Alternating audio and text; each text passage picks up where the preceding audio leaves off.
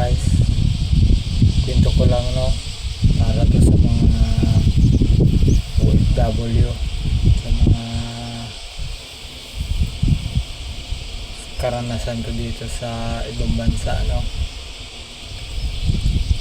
Alam ko hindi lang ako nakakaranas nito, mas marami pang iba.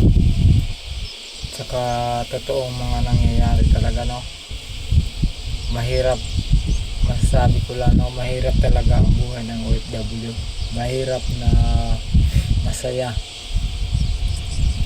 Masaya dahil kapag nakakatanggap ka ng malaking sahod na yung pinagpaguran mo talaga, hindi kagaya sa Pilipinas. Pag tumanggap ka ng isang buwan mong sahod dyan, halos kulang pa. Pag sa ibang bansa, halos makakabili ka na ng gusto mong mabibili. Parang may magpadala ka pa sa pamilya mo. Mahirap dahil yun bang malayo ka sa pamilya mo. Saka pag nagkaroon ka pa ng katrabaho mo na hindi mo pa kasundo, hindi lang ibang lahi, Pilipino, iba't ibang lahi, mga kasama mo dyan. Kaya lawakan talaga ng tali, habaan ng pasensya. Ako mahaba na yung pasensya ko, pero minsan dumadating talaga sa point na parang susuko ka na ba. Pero kailangan mong kumita ng pera, kailangan mo ng para makapagpatayo ka ng bahay, yung kailangan mong gusto mong bilhin, matupad mo para sa pamilya. Kailangan mong magtiis. Kaya sa mga kapanood dyan noon, ng mga kagaya ko, mga OFW, laban lang hanggat may pangarap, may pag-asa. Basta huwag lang talaga susuko, kasi ang isipin natin yung mga nangyayari sa buhay natin.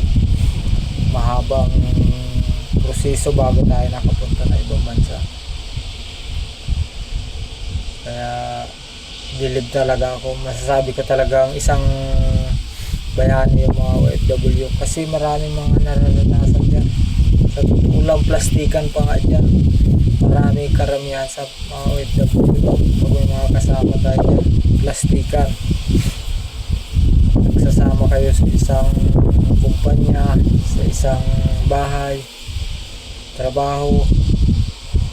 Pag hindi mo kasundo yan, kungwari lang, patay malisyan na lang para sa pangarap niya, diba?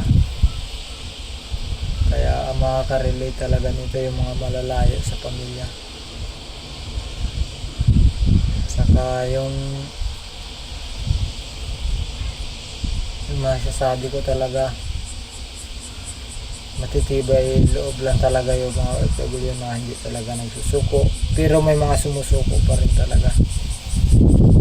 Hindi talaga may iwasan yan, kasi mas pinili pa nila yung ganun. Kasi hindi mo nga rin alam kung anong mangyari sa'yo kapag pinagpatuloy mo pa. Kaya mas maganda na rin ang iba, nag-iisip na lang na mag-surrender na lang. Yun lamang mga guys. Maraming salamat sa mga nakakapanood. Baka pwede nyo naman akong tulungan, paki-share na lang at saka subscribe na lang or follow. Bagong ano ko pa lang to, bagong gawa pa lang ng mga video. Sana may maka-appreciate ng video na to. Thank you.